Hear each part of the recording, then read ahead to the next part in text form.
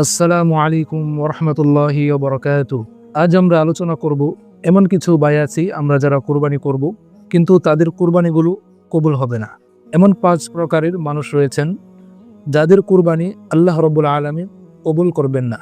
আপনি অনেক কষ্ট করে উপার্জন করে টাকা দিয়ে কোরবানি করবেন, তো আপনার সে কোরবানি যদি আল্লাহ তাআলা কবুল না করেন, এটা তো খুবই দুঃখজনক একটি বিষয় এবং আপনার জন্য একটি কষ্টদায়ক একটি বিষয়। তো আসুন আমরা আলোচনা করে দেখি যে এই ৫ প্রকারের মধ্যে আমরা কেউ এমন আছি কিনা। যদি আমি ৫ প্রকারের কোনো এক প্রকারের মধ্যে পড়ে যাই, তাহলে আমি কোটি টাকা দিয়ে পশু ক্রয় করে যদি কুরবানি দেই, সেই কুরবানি আল্লাহ তাআলা কবুল করবেন না। তার মধ্যে ১ নম্বর হলো, যদি মানুষকে দেখানোর উদ্দেশ্যে কেউ পশু ক্রয় করে, কোরবানি পশু ক্রয় করে, তাহলে তার কোরবানি কবুল হবে না।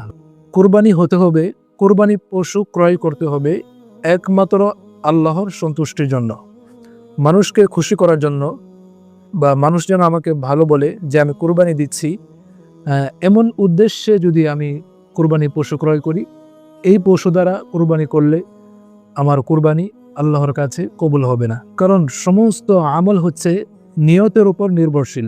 আল্লাহর নবী বলেছেন, ইন্নামাল আমালু বিন্নিয়াত, যে সমস্ত আমলের ভিত্তি হলো নিয়ত।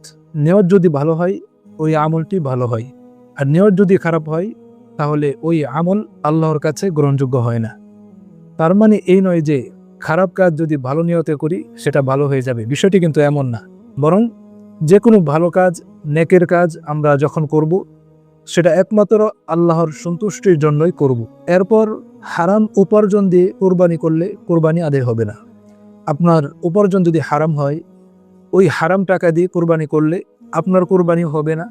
আপনি যদি শরীকে কোরবানি দেন, তাহলে আপনার কারণে বাকি যারা আছে, শরীক আছে, তাদেরও কোরবানি হবে না। কারণ আল্লাহর রাসূল সাল্লাল্লাহু আলাইহি ওয়াসাল্লাম বলেছেন, ইন্নাল্লাহা তাইয়্যিবুন লা ইয়াকবালু ইল্লা তাইয়্যিবা, যে আল্লাহ তাআলা তিনি হলেন উত্তম, তিনি উত্তম জিনিসই গ্রহণ করেন, অনুত্তম জিনিস তিনি গ্রহণ করেন না।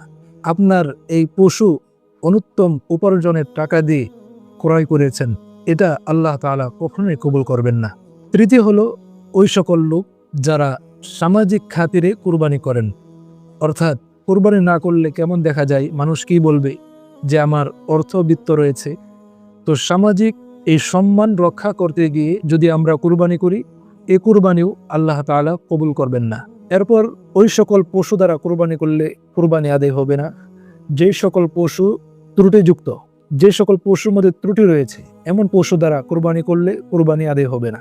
রাসূল সাল্লাল্লাহু আলাইহি ওয়াসাল্লাম ইরশাদ করেছেন, আরবাউন লা তাজুজু ফিল আদাহি, ৪ ধরনের পশু দ্বারা কোরবানি করলে কোরবানি আদায় হয় না। তার মধ্যে প্রথম হলো আল আওরাউ আল বাইয়িনু আওরুহা, যে পশুর চোখ স্পষ্টভাবেই অন্ধ।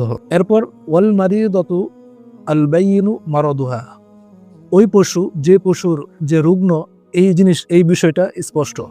ওয়াল আরজাউ আল বাইয়িনু দালউহা, অথবা এমন পশু যে পশু খোরা। ওয়াল কাসিরাতু আল্লাতী লা তানকি, বা এমন দুর্বল পশু যে পশুর হাড়ে মজ্জা নেই, অর্থাৎ পশুটা অনেক দুর্বল। তো এই ৪ প্রকারের পশু দ্বারা কোরবানি করলে আল্লাহর রাসূল সাল্লাল্লাহু আলাইহি ওয়াসাল্লাম বলেছেন যে এই ৪ প্রকারের পশু দ্বারা কোরবানি করলে কোরবানি আদায় হবে না।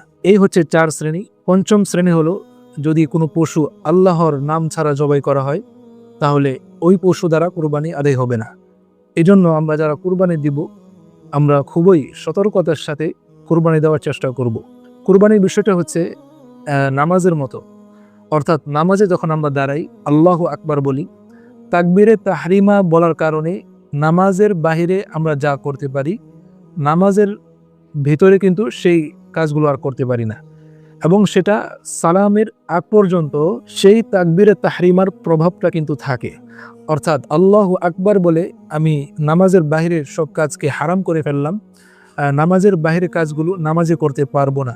এই বিষয়টা সালাম ফিরানোর আগ পর্যন্ত কিন্তু আমাকে খেয়াল করতে হয়। সালাম যখন আমি ফিরাই, সালাম দিয়ে আমি নামাজ যখন শেষ করে ফেলি, তখন চাইলে নামাজের বাহিরে যে কাজগুলো আছে সেগুলো আমরা করতে পারবো। ঠিক কোরবানির ক্ষেত্রেও কিন্তু বিষয়টা এমন। আমরা যখন কোরবানির নিয়ত করেছি, এই কোরবানির গোশত আমি কেটে খাওয়ার আগ পর্যন্ত প্রতিটা পদক্ষেপে আমাকে চেষ্টা করতে হবে, খেয়াল রাখতে হবে যেন কোনো কারণে আমার কোরবানিটা নষ্ট হয়ে না যায়। কোরবানি যখন আমরা পশু ক্রয় করব, একমাত্র আল্লাহর সন্তুষ্টির জন্য ক্রয় করব, মানুষকে দেখানোর জন্য আমরা ক্রয় করব না। সমাজের মানুষ আমাকে বলবে যে অনেক দামি পশু ক্রয় করেছি, বা মানুষ বলবে যে আমি কোরবানি করছি মানুষকে খুশি করার জন্য, আল্লাহকে খুশি করার জন্য না। এরকম উদ্দেশ্য যেন আমাদের অন্তরে না থাকে। আর সর্বোচ্চ চেষ্টা করা যে পশু যেন কষ্ট না হয়, সুন্দর করে আল্লাহর নাম নিয়ে যেন পশু জবাই করা হয়। এবং যদি কোরবানির 2-1 দিন আগে আমরা পশু ক্রয় করে ফেলি, কোরবানির আগ পর্যন্ত যেন পশুর সর্বোচ্চ খেয়াল রাখা হয়, পশুকে সঠিকভাবে পানি খাওয়ানো হয়, বা ঘাস, পশুর যে খাবারগুলো আছে এগুলো যেন তাকে সঠিকভাবে দেওয়া হয়, সেই চেষ্টা করা।